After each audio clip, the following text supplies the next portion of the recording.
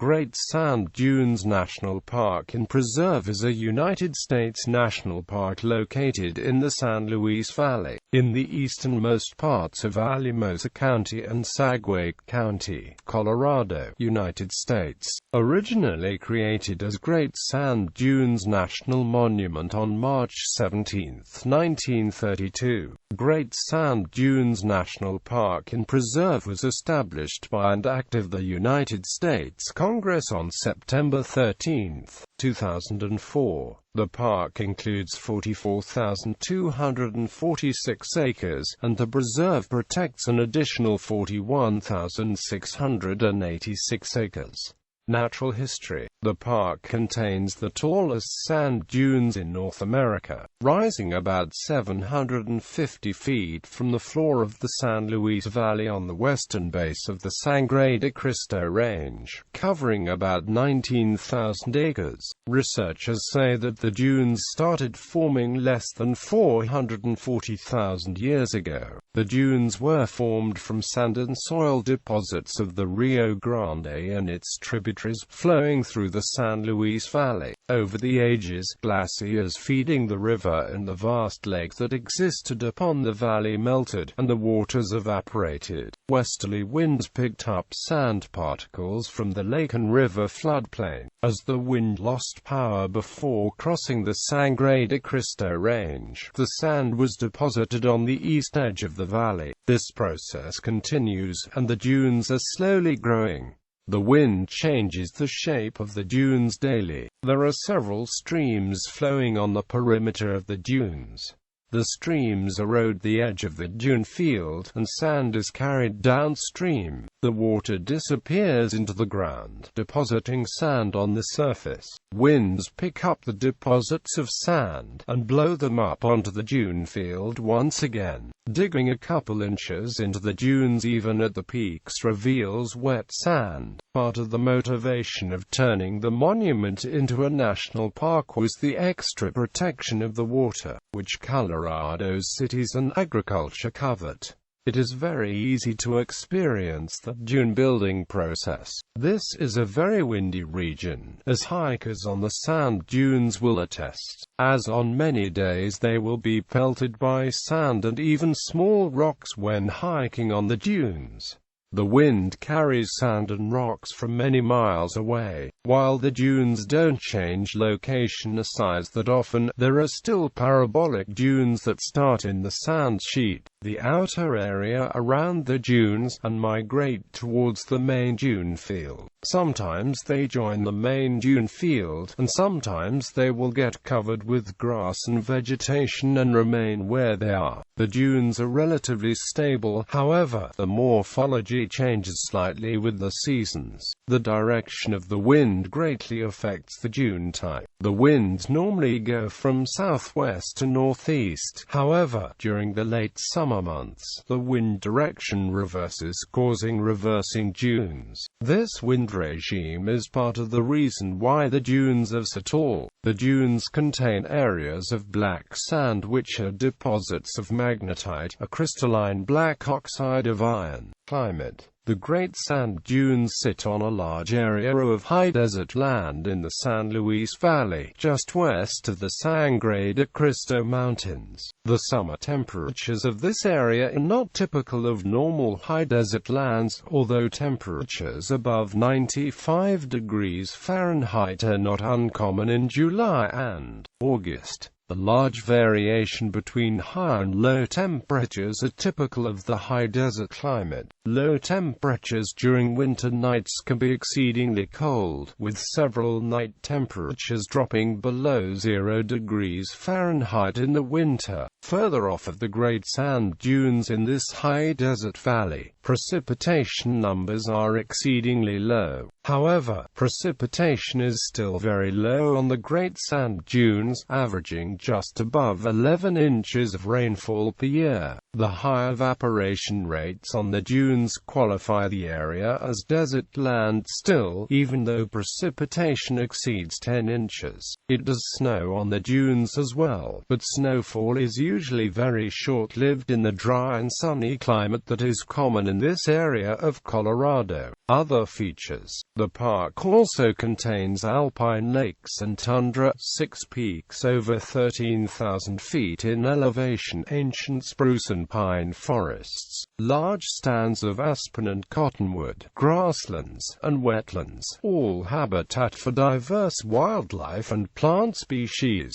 One of the most unusual features of the park happens at Medano Creek, which borders the east side of the dunes and is located next to the visitor center and bookstore. Because fresh sand continually falls in the creek, Medano Creek never finds a permanent and stable stream. Small underwater sand dunes that act like dams continually form and break down, and so waders in the stream see surges, which look like waves of water flowing downstream at intervals of anywhere from just a few seconds to a minute or more. In a high water year, these surges can be as much as a foot in height, resembling ocean waves. Building sandcastles with the creek sand is a popular visitor activity, and skimboarding is a great activity for young people to do because only an inch or two of creek depth is needed. Zapata Falls is a waterfall on the southeast side of the park and requires a short hike through a small cave to access.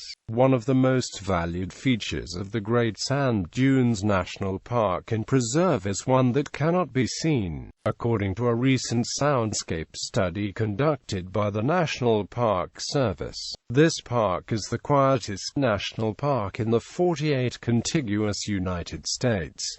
Many visitors to the site try to slide down the dunes. The Park Service provides hints as to the best time to sled and which equipment works best. Visitors any time other than late fall through early spring are also advised to avoid bare feet or sandals and stick with sturdy, closed footwear. While the sand looks alluring, its chocolate color absorbs heat.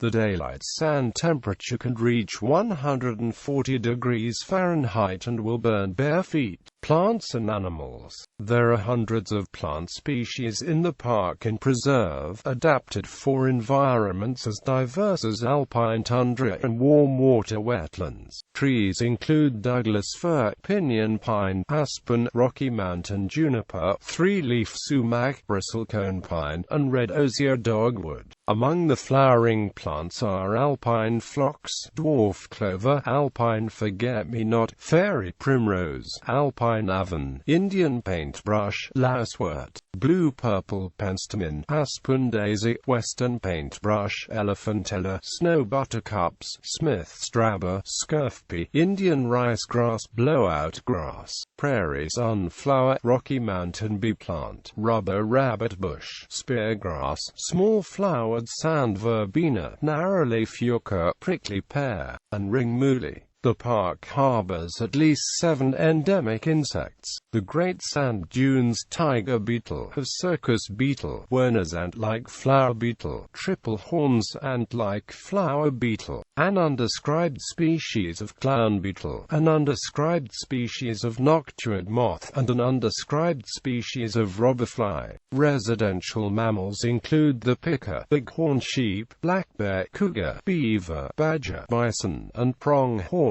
Over 200 species of birds are found in the park, such as the brown-capped rosy finch, red-breasted nuthatch, mountain bluebird, ptarmigan, peregrine falcon, burrowing owl, northern pygmy owl, bald eagle, golden eagle, hummingbird, and great blue heron. Various reptiles live in the park, such as the short-horned lizard, plateau lizard, many-lined skink, dual snake, and garter snake. Fish encountered in the park's streams include the Rio Grande cutthroat trout, Rio Grande sucker, and fathead minnow. Resident amphibians include the tiger salamander, chorus frog, northern leopard frog, spadefoot, Great Plains toad, and Woodhouse's toad. Big Spring Creek is a unique spring-fed creek fed by an unconfined aquifer, creating a rare species and plant-supporting wetlands in a generally arid area. The creek was designated a National Natural Landmark in 2012. Access. Getting to the dunes requires walking across the wide and shallow Medano Creek, which flows only from spring to early summer. Hiking is permitted, with the warning that the sand can get very hot in the summer, up to 140 degrees Fahrenheit. The area gets snow in the winter. Sand wheelchairs are available at the Visitors Center. The closest city is Alamosa, though Canyon City, Pueblo, Colorado Springs, Denver and Albuquerque, New Mexico within a few hours' drive. The U.S. Post Office at Alamosa serves the national park. Unlike most national parks in the lower 48 states, Great Sand Dunes National Park is equipped with a preserve which allows hunting. The preserve designation is absent from most of the lower 48. Sport hunting, which is only allowed in the preserve, is equipped with many regulations, which are available in the park's website. These regulations and laws include not pursuing a wounded animal if it enters the park or hunting inside national park boundaries. Bow hunting is common in the preserve, and ptarmigan are frequent targets of bow hunters. Mountain lion hunting with dogs is also allowed in the preserve, but unless the dogs have spotted the lion and are pursuing it, they are required to be leashed.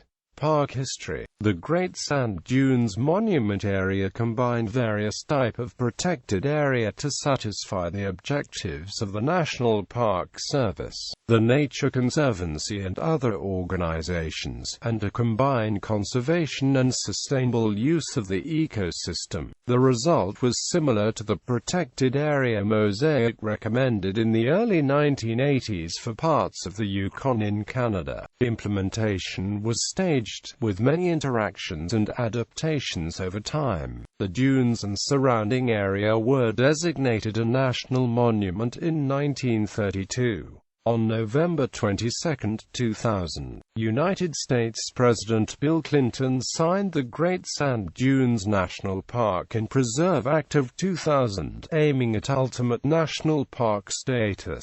With the help of the Nature Conservancy, the federal government purchased 97,000 acres of the Baca Ranch, which in effect tripled the size of the park. The purchase includes those sections of the ranch which previously bordered the park on the north and west sides, and also included 14,165-foot Carson Mountain and 14,080-foot Subpeak Challenger Point, and the water drainages to the south.